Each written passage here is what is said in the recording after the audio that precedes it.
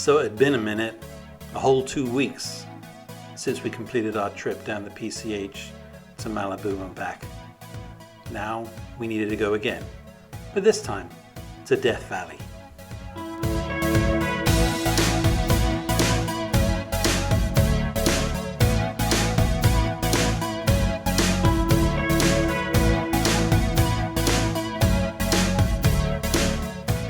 We decided to do this trip so quickly after the PCH trip for a couple of reasons. First was we obviously enjoyed the PCH trip so much we couldn't wait to get out there again. But also it had been unseasonably warm in Northern California, and we thought it'd be a great opportunity to ride down to Death Valley and experience that before it starts turning into a furnace down there.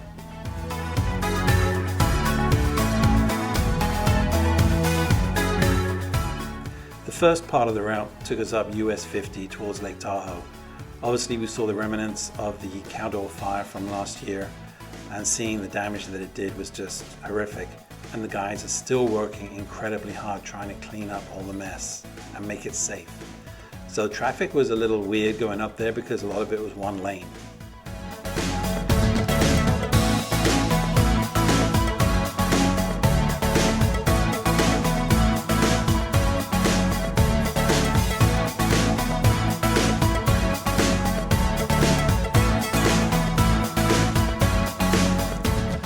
Once we got into Myers, we then, at the roundabout, we took 89 to 395.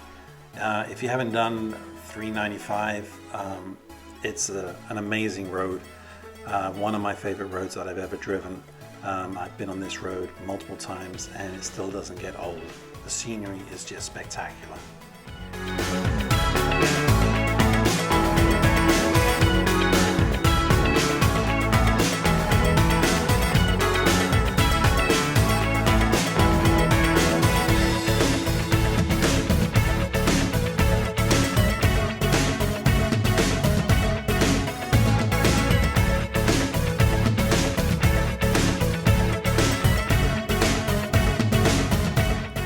So the further we got down on the 395, we started to see more and more snow, which you'll see later on. But one of the big things about this trip was the temperature variation, which we started from Forest Hill and the temperature was like mid 60s.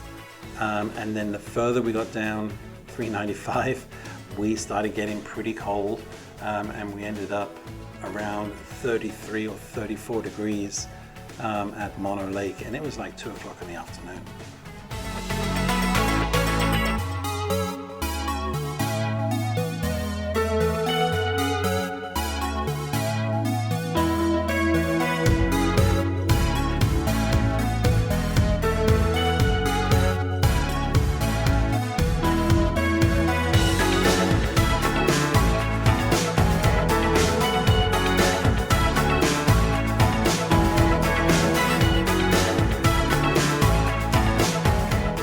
So as you can see, the further we went, the more and more snow we started to run into.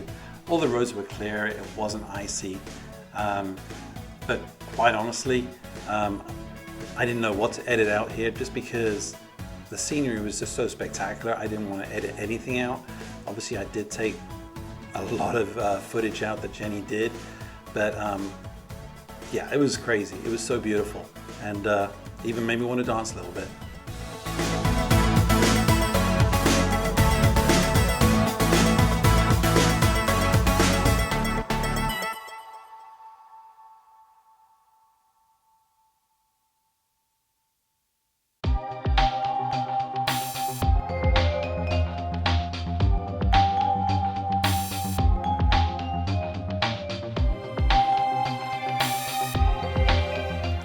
So another thing that was kind of bizarre about the trip for me was being so high above sea level. So obviously going through Tahoe, we got up to about 8,500 feet. That kind of varied a little bit, and as we started to approach Bishop, we started coming down. I think Bishop ended up being around 2,000 feet or just below that. So it was quite a descent. Then obviously going to Death Valley, you're going back up again and coming all the way back down again. But this is us coming into Bishop at the end of day one.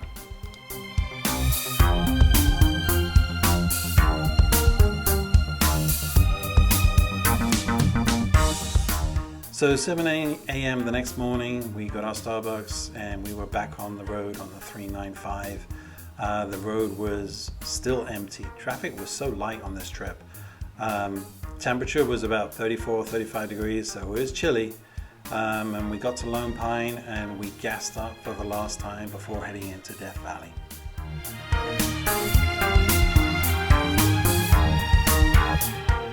So on a full tank of gas, we hit the 136, which was going to then turn into the 190. I highly recommend gassing at Lone Pine before you start driving into Death Valley, purely because you'll see the gas prices that are in there later on, but they're horrific. And even though it's horrific at Lone Pine, it's nothing like Death Valley. But yeah, so we're on the road, and I still can't believe how empty the roads were, to be quite honest. It was amazing. It was like we were the only people there, and we saw the Death Valley sign, we did a bunch of pictures, and we didn't see one vehicle come by at all. I think probably between that sign and where we got on at 136, which is probably a good 50 miles maybe, we didn't see one vehicle.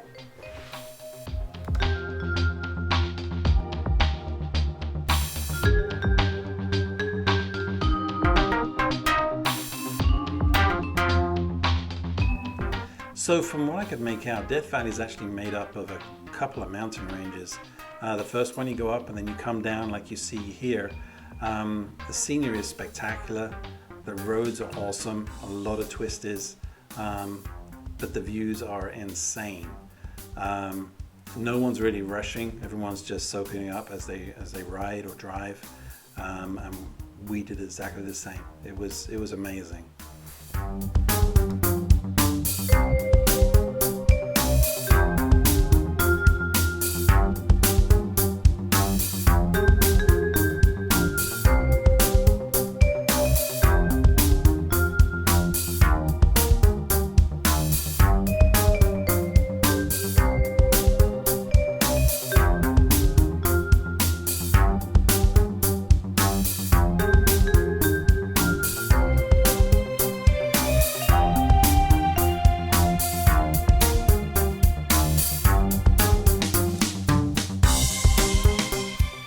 So once you get over the second mountain range and you're down into the valley, you're in basically the heart of Death Valley.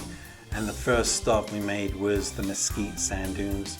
Not really shown very clearly here on the video, but definitely worth a stop and taking a little walk. It's the most accessible sand dunes that you're going to find in Death Valley.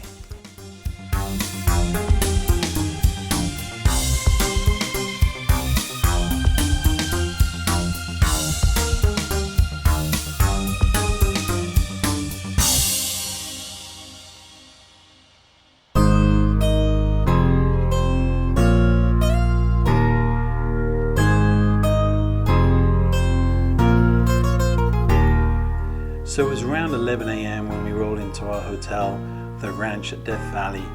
There's another hotel literally like half a mile away called the Oasis Inn, but that was a little bit beyond our budget. But this place was beautiful. We had a great room on the second floor, beautiful view, and everything was good. Had a restaurant, food was good, the buffet was excellent. So we definitely paid a visit there more than once during our stay.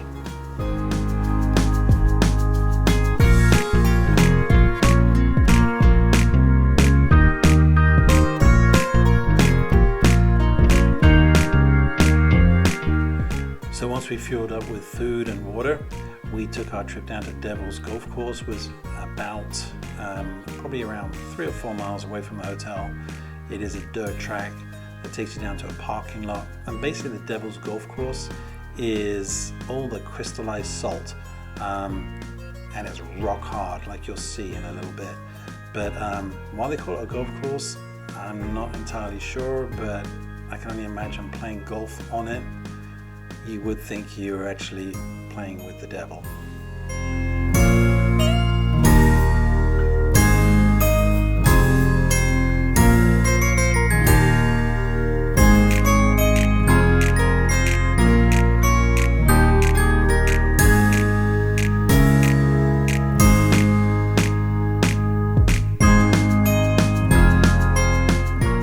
So coming back out to the same road that took us to the Devil's Golf Course, if you go down about another 3 miles, you get to Badwater Basin. Now this is the lowest point in North America. It's 282 feet below sea level. And to give people some kind of idea of what that is, there are rocks behind, and I guess 282 feet up, there's a sign that says sea level. But I should also say that not only is this the lowest point in North America, but also it's the hottest point. It was 134 degrees here. The only place hotter with hotter recorded temperatures is actually the Sahara Desert.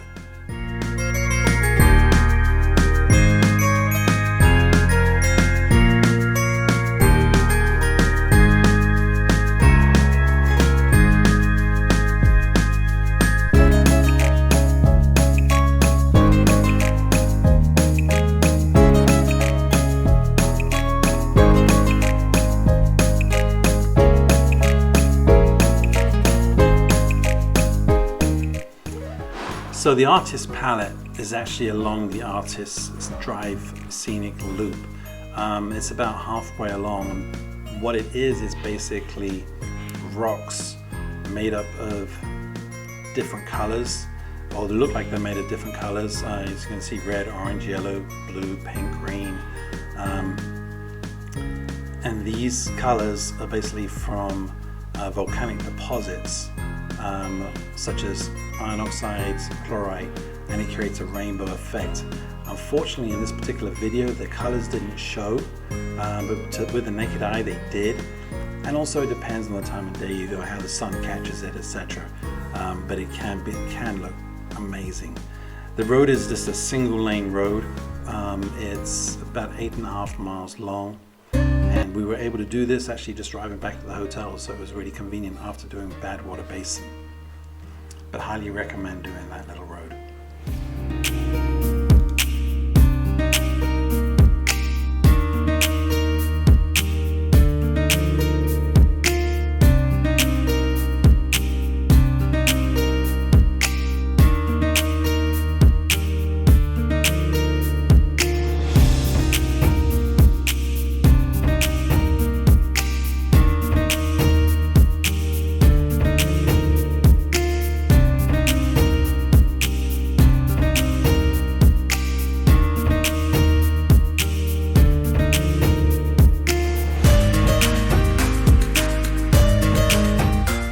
So as we finished up at Artist Palette, we made our way back to the hotel for a quick drink and to gas up.